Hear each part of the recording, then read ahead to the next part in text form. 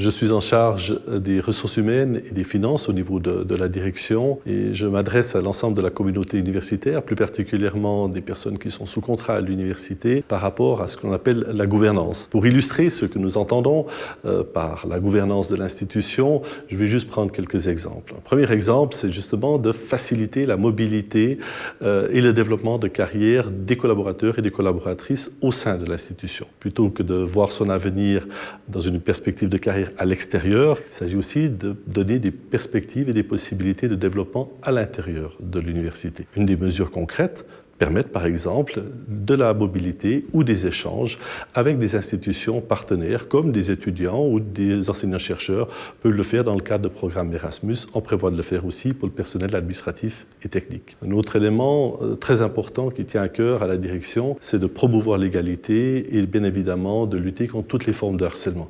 À ce titre, une mesure a déjà été prise, celle de nommer une médiatrice suppléante qui est à disposition de toute la communauté universitaire. Une autre orientation ou un autre axe, c'est de bien mettre en évidence le fait que les services sont en soutien des enseignants-chercheurs, en soutien des facultés. À ce titre, il s'agit peut-être de veiller à ce que les services comprennent peut-être mieux les besoins des facultés, mais aussi que les facultés soient mieux à même d'exprimer leurs besoins, afin que véritablement cette notion de service et de soutien soit parfaitement valorisée pour les activités des enseignants-chercheurs. Toujours dans cette même direction, il s'agit aussi de développer des outils qui servent à la fois aux enseignants-chercheurs et au personnel administratif et technique pour travailler de façon plus efficiente et plusieurs programmes, plusieurs projets sont déjà en cours.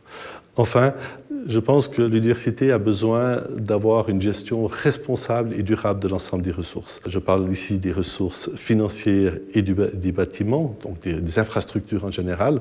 Ce thème est bien évidemment abordé au sein du plan d'intention, sous l'angle de la durabilité, mais il s'agit de bien voir que toutes les ressources doivent suivre un certain nombre de principes, et notamment ces principes de durabilité et de gestion responsable, et un ensemble de mesures est prévu dans ce cadre-là.